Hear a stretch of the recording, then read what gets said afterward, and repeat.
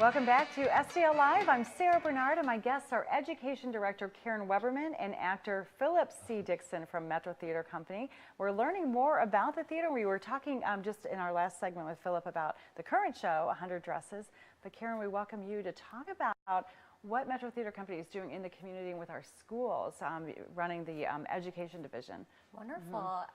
We have teaching artists that are in classrooms throughout St. Louis City and county schools every single day, really collaborating with classroom teachers to bring core curriculum to life.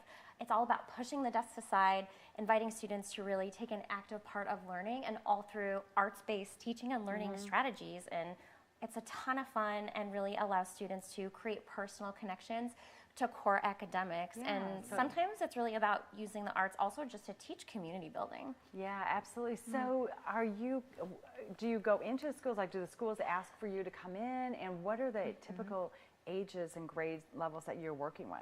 Yeah, sometimes maybe there's a classroom teacher that invites us in, or a principal. There's lots of different ways that we can enter a school community, and we work with itty bitties, early childhood, all the way up through high school students.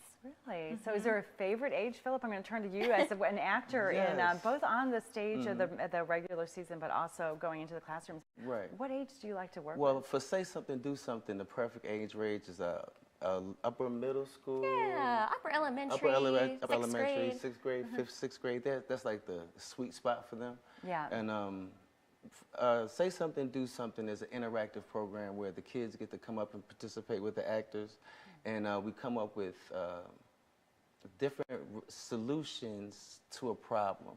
Okay. So we present a short scene.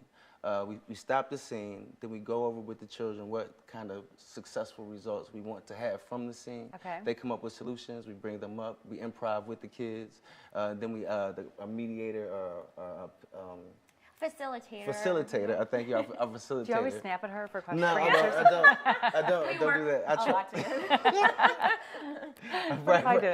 I'm ready for the big time. No, but our facilitator will lead the kids into a discussion about how to have the best outcome for our actors on the stage. So improv, using improv in role playing, it sounds like every show must be a little bit different. Yes, every performance is different because every child has a different way that they want to deal with the situation. So we may have a student volunteer to come up, and when they get up there in front of their friends, the confidence may go inside, you know what I mean? So we have to pull it out of them, work it out of them. But eventually, if we are patient with them and we're kind of working with them, encouraging them along, they'll get their idea out. And they usually get encouraged and support from their peers. So it's a great time. So Say Something, Do Something, because it's improv and there's a lot of different directions it can go. It sounds like, to your point, Karen, that teachers, it doesn't really matter what the subject is of the classroom or that they're studying, you can kind of weave it in. Is that correct, if I'm understanding? No, that's absolutely correct. So for the current tour of Say Something, Do Something that we have to offer schools right now,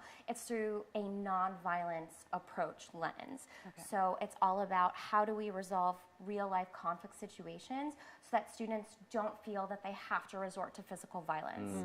So what tools can we explore together so that when they themselves, outside of our workshops together, and they're faced with a tough situation, whether they are being targeted, a friend is being targeted, maybe a classmate that they don't interact with often, like what can they do to step up to have a peaceful solution? Yeah, and do you feel like the students really walk away with tools that they didn't know they had? Yes, we have a perfect example we were talking about earlier. We actually did a program in the school first thing in the morning. 9 o'clock we came in, did the hour. Later on, the next day, the counselor who invited us told us that one of the students who saw the program in the morning used some of the tools and techniques that he learned during that session to really break up a situation and to be the person that solved the problem, to help diffuse the issue. Awesome. So that student got some acknowledgement over the PA system. Oh, nice. So the counselor heard it and went to talk to him, ask him how he felt about it. So it was immediately effective. Oh, that's fantastic. We have to wrap up right now, but thank you both so much for coming. Hopefully schools will reach out for Say Something, Do Something for this spring. Metro Theater Company presents the play, The 100 Dresses, right now, based on the Newbery Honor book by Eleanor Estes. It's showing right now through February 24th at the Grandel Theater. And for ticket information, be sure to call MetroTix at 314-534-1111 or visit metrotix.org. And Metro Theater is also showcasing a school tour entitled Say Something, Do Something. And this interactive school tour takes off this spring. So for additional information and to get them booked for your school, be sure to call 314-932-7414 extension 110 or visit metroplays.org. There's more STL Live after this. Please stay with us.